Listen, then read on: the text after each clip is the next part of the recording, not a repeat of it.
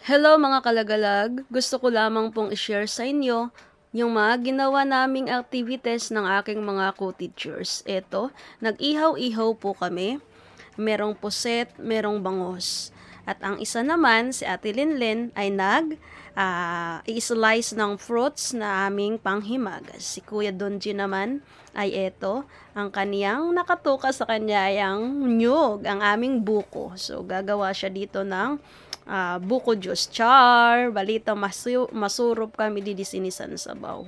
Ayan, si Kuya Dong at si Kuya Donji ay enjoy nila ang pagsasagwan. Ayan, so tatawid sila ng ilog. And ito naman si Ate Mary Rose, kami, si Ate Lenlen ay nagpiprepare na ng aming pagkain upang pagsalo-saluhan at i-celebrate namin yung samahang aming nabuo sa paaralan. So, ayan, kumakanta na yung isa dyan.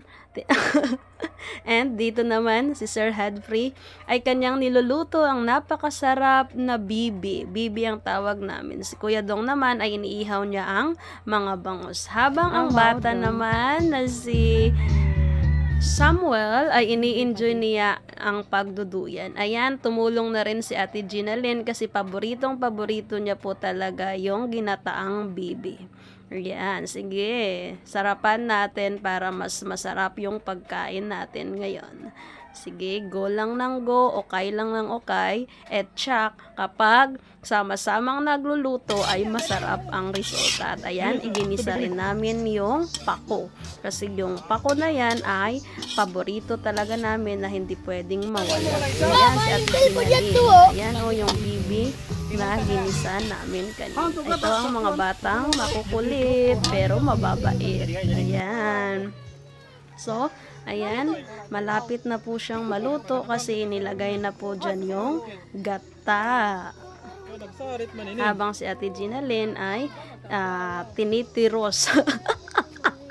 Tinitiros niya sunod siya na rangkotsay. At sa puntong ito naman ay nag-harvest po kami ng saba. Kasi ang saba ay tutugunon na mo or iluluto namin or pwede naming iihaw. So, isa yan sa pwede sana naming activity. So, ayan, kaya nag-harvest namin ng saba. At balik naman tayo dito sa niluluto ni Sir Hadfree. So, ayan na yung pako na paborito namin. In English po ito po ay tinatawag na fern. Si Kuya Dong naman, ayan pa rin, iniihaw pa niya pa rin yung natitirang mga bangos. So, ayan, yung pako. Ang habang ang iba ay nagduduyan, ang ibang bata naman ay naglalaro. So, ang saya lang sa pakiramdam na hindi lang po ito celebration ng mga guro, kundi meron na ring family bonding at the same time. So, ayan, si Kuya Donji ay hinuhugasan niya sa ilog itong mga squid. At ayan, si Samuel ay huli ng isang malaking bangos sa ilog. O, diba, guys? Ayan. Tinusok-tusok na ni Kuya Donji itong mga squid. Kaya naman, iihaw niya na ito. So, kanina naihaw na ito. Naipakita ko na po sa inyo. Hala. So, yung isa naman ay sumasayaw-sayaw pa. Sige, kuratsala, madam.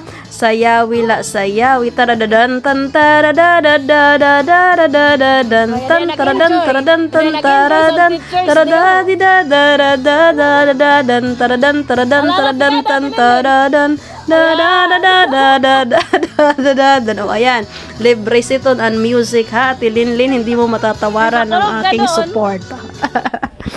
At sa time naman po na ito ay ayan, nagsasagwa na po kami. Na-enjoy po namin dito talaga yung pagsagwan kasi minsan na lang po ito mangyari sa mga buhay nila. Kasi wala nang baluto or bangka sa kanila kasi puro na motor or scooter yung ginagamit. And sa point na to ay si Ezekiel ay nag-i-enjoy na rin dahil masasagwan. At eto naman ako, sige Aiza, kanta lang ng kanta, kumanta ka lang dyan, kunwari maganda yung boses mo. Sige, sayaw, sayaw, and kanta. Nanay, sana all mabaysay ang boses. Go! Go lang ng go at wag kang hihinto hanggat hindi mo na-achieve yung 100 na score. Char! So, ayan, dito ay meron din kung yung nakikita, meron din kaming tent at yung background namin ay yung mansion ko.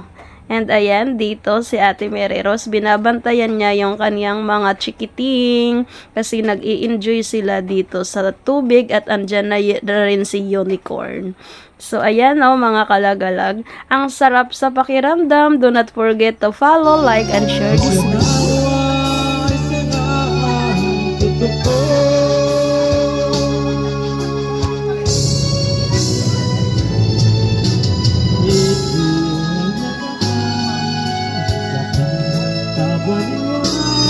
Sinasabi hanggang suntok sa buwan, ulit-ulit